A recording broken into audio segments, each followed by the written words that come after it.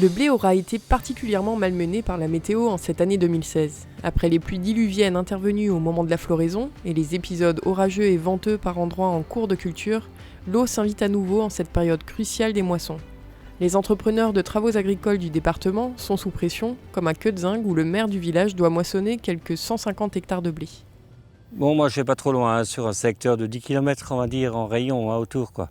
Voilà quoi, donc des parcellaires à moyenne, 3-4 hectares de moyenne. Bon, il peut y en avoir des hectares, des parcelles de 10 hectares comme des parcelles d'1 hectare. Donc ok, le parcellaire est bon quoi, mais le temps ne suffit pas.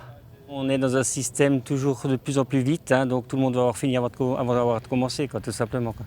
Pour récolter ici dans notre secteur, on a de la chance, c'est pas trop versé, beaucoup de liserons par contre, beaucoup de liserons.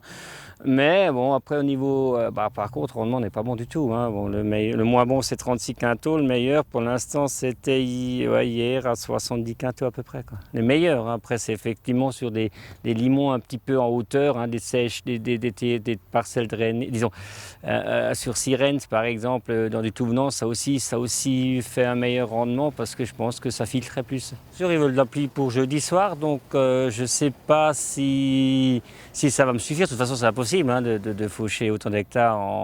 Il me faut normalement, si on parle pour un truc moyen, 15-16 hectares, c'était moyen par jour. Donc une semaine, on va dire, je vais y arriver en une semaine.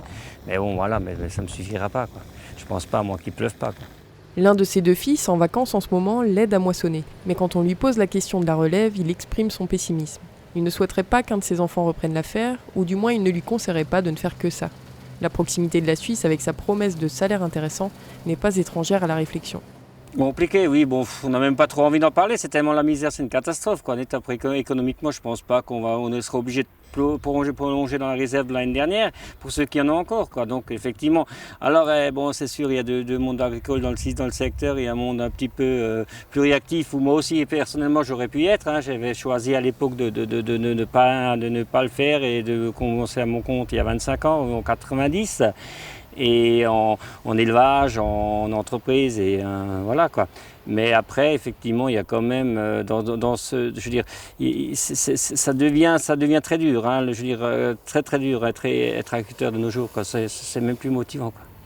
Autre difficulté cette année, les champs plus ou moins touchés par l'averse, comme sur cette parcelle située entre Ensisheim et Wittenheim. Donc la parcelle, elle fait 27 hectares. J'ai commencé hier à 10h. Et j'ai terminé aujourd'hui à 19h. Quoi. Et ça m'a pris autant de temps parce que c'est couché. Normalement, ça devrait mettre une bonne journée, voire un peu le lendemain, mais là, ça m'a mis 2 journées. Parce qu'il est couché et je peux pas rouler vite. Quoi. Je roule à 2 km/h et voilà, ça prend le double de temps. Quoi. Le problème, c'est qu'il n'y a pas beaucoup de rendement, donc les épis sont pas remplis jusqu'au bout. Et puis il y a des très petits grains. Donc qui dit petit dit plus léger. Donc il faut trouver les bons réglages pour pas qu'il y ait trop de pertes et que ça soit quand même assez propre. Donc il faut trouver le bon compromis. C'est pas souvent évident. Quoi. Là maintenant sur ce champ, j'ai pas vraiment. C'était pas rentable quoi. Pour moi quoi, parce que je demande un forfait à l'hectare, donc pour que ce soit rentable, il faudrait presque que je passe un forfait à l'heure quoi. Mais c'est pas possible quoi. Bon, le problème c'est quand ils annoncent de la pluie, tout le monde veut faucher. La récolte du blé, c'est pas comme la récolte du maïs quoi. Le maïs ça s'étale sur 1 mois, voire 1 mois et demi quoi. On peut y aller quand c'est un peu humide. Le blé, on commence à 10h, 10h30. On finit à 8-9h le soir, des fois un peu plus quoi. C'est vrai que les journées sont assez courtes, c'est pas comme le maïs. Et puis la période, la récolte du blé, ça s'étale sur 1 semaine quoi en gros quoi. Donc c'est sûr, si pendant 1 semaine ils annoncent du beau temps, ça va, on arrive à calmer les clients quoi. Mais s'ils annoncent 3 jours de beau temps, et après de la pluie, tout le monde veut faucher pendant ces 3 jours. Quoi. Donc il faudrait quasiment avoir 4 ou 5 moissonneuses pendant 3 jours et après fini. Quoi. Cet entrepreneur à 85 hectares a moissonné en 4 à 5 jours, dans des sols encore parfois gorgés d'eau, sans compter les pierres et les dégâts de sangliers impossibles à voir dans les endroits où le blé est couché. Juste là derrière, ouais, j'ai failli rester embourbé. Bon, il y a un reste de haut là derrière. qui n'est pas parti, quoi. Et donc on essaye de prendre le maximum qu'on peut prendre, quoi. Donc on essaye de s'approcher le plus près de l'eau, quoi. Et à un moment, c'était dur, ouais. Bon, elle fait quand même 25 tonnes, je crois. Donc ça pèse déjà. Bon, j'ai des gros pneus, donc j'ai des gros pneus et 4 roues motrices. Donc ça permet quand même de passer dans des endroits assez humides. Mais bon, après, ça a quand même ses limites, quoi. Bon, cette année, c'était particulier à cause de la pluie au printemps. Tout était compliqué. Les semis, enfin tout. Maintenant, la récolte, le maïs, je ne sais pas ce que ça va donner, quoi. Parce qu'il a aussi pris un coup avec toute cette pluie, quoi. Espérons qu'on ait un automne assez sec, quoi, pour un peu rattraper les choses, quoi. Parce que si on a autant de pluie qu'au printemps, ça va être compliqué, quoi.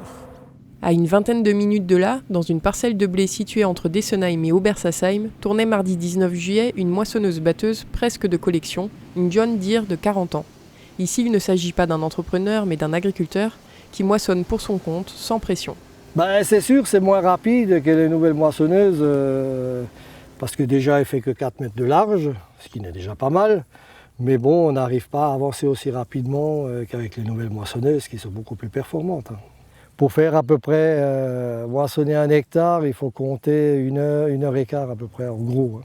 Oui, c'était surtout parce que c'est une machine, en fin de compte, qui a 40 ans, mais qui a très peu d'heures de fonctionnement, parce qu'on l'utilise 3 après-midi dans l'année.